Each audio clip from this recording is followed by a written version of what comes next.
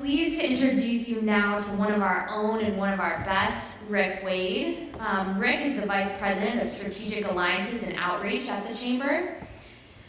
He's responsible here for developing and implementing programs and initiatives to help the Chamber create new business relationships and partnerships across diverse audiences. Before joining the Chamber, he was principal of the Wade Group and a partner at Harv's Investment Group. Previously, he was a senior advisor and deputy chief of staff to the former Secretary of Commerce, Gary Locke, where he was a liaison to the White House, businesses, trade associations, civic organizations, and local governments. He was a member of the White House Task Force on Puerto Rico, small business contracting, automobile recovery, military families, historically black colleges and universities. He received his undergraduate degree from the University of South Carolina and a master's in public administration from Harvard. He was awarded honorary doctorates from Benedict College and South Carolina State University and has received numerous awards for exemplary leadership and public service. So please join me in welcoming Rick Wade.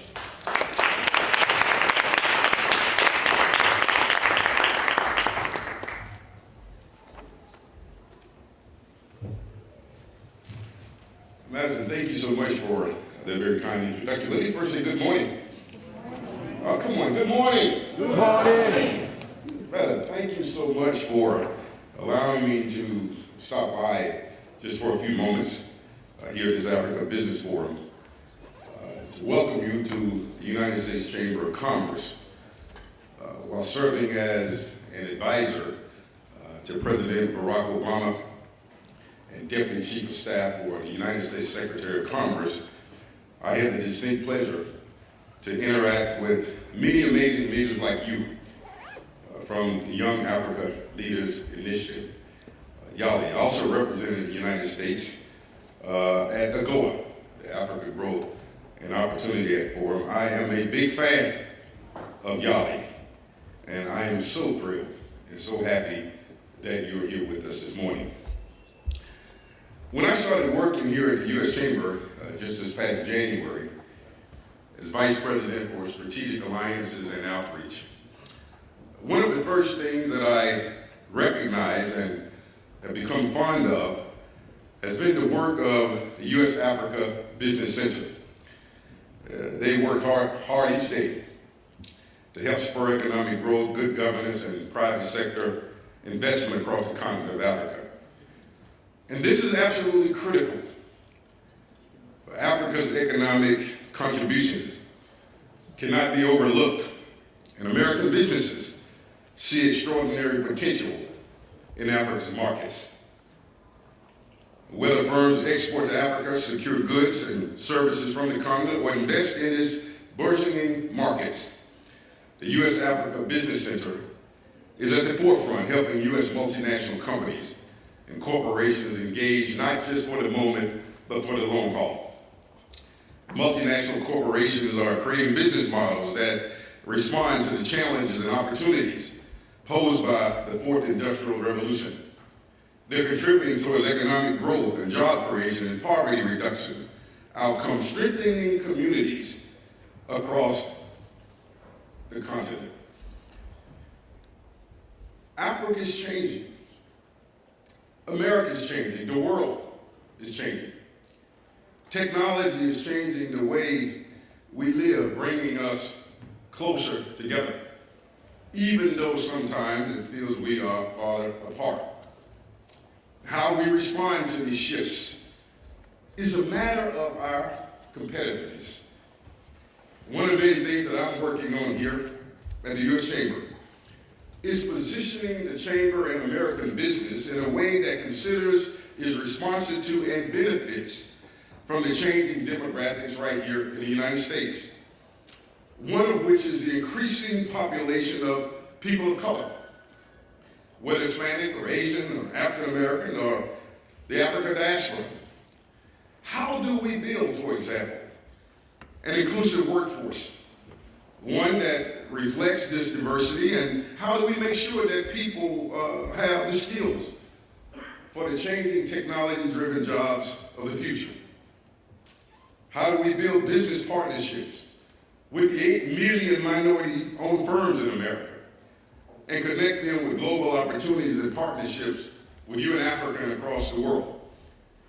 And incidentally, we know that minority-owned firms are 2 more likely to export, 6 times more likely to transact business in a language other than English, and that's a real value when we talk about competing and expanding in the global economy.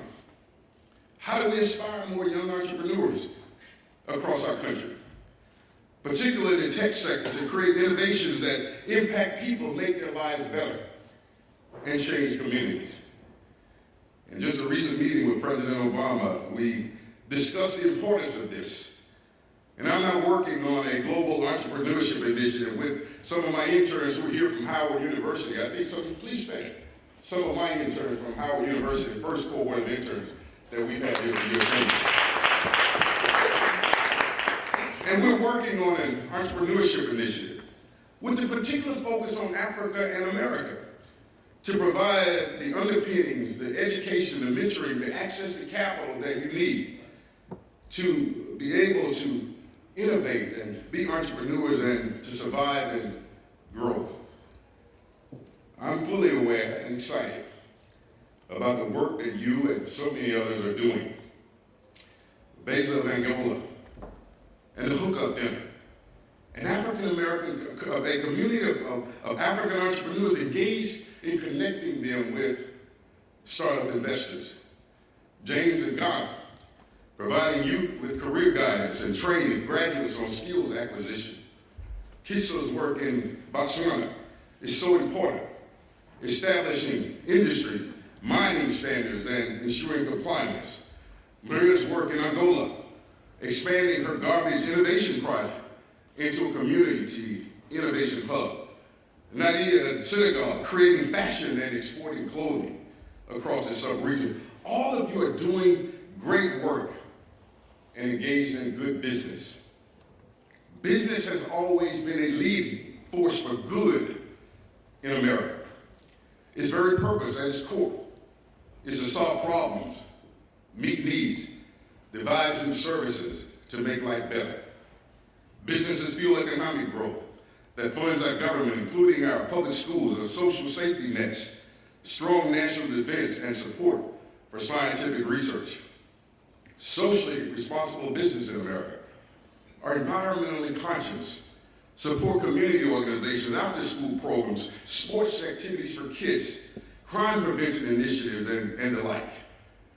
Business enables people to achieve security for their families, create meaningful jobs for their neighbors, and improve the quality of life in their communities. Imagine business. Imagine business. Inventions, the technologies we see, the products we use, cures for diseases, clean water we drink, life-saving drugs, energy, wind, and solar. Imagine business, the food we eat, the clothes we wear, cars we drive now, cars will drive us in the future, computers we use.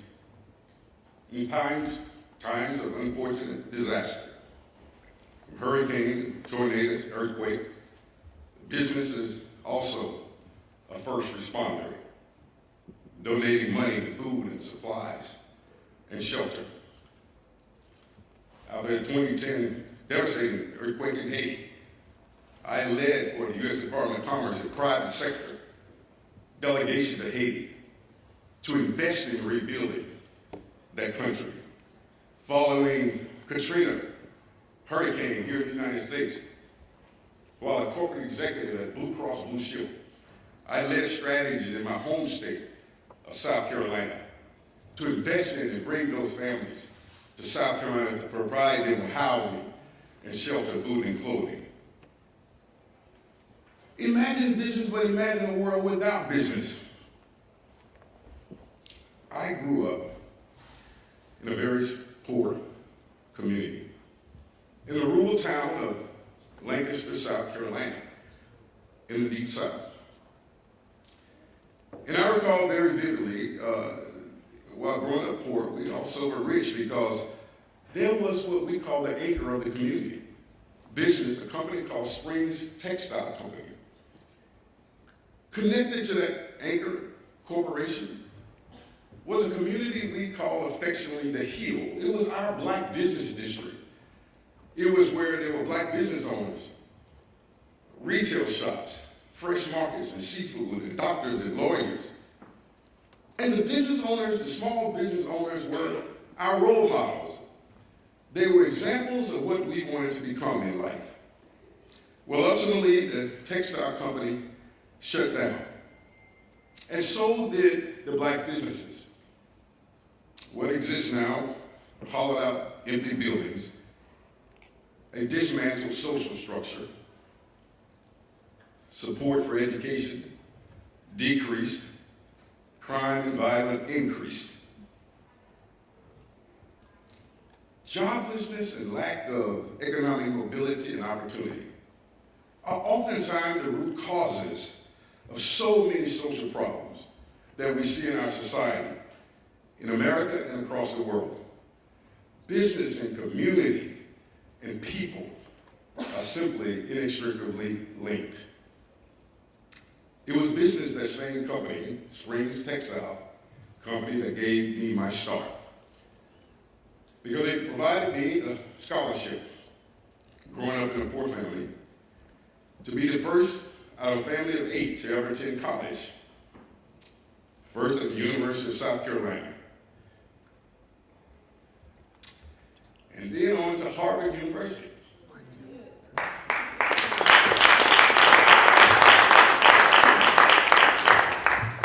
Might have been poor, but had a big dream.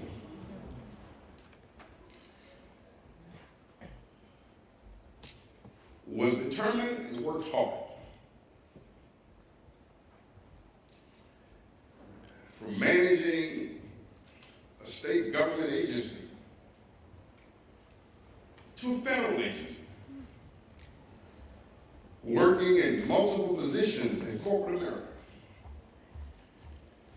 to happen to elect and become an advisor to the first black president of the United States of America. When they said we couldn't, we said, yes, we can.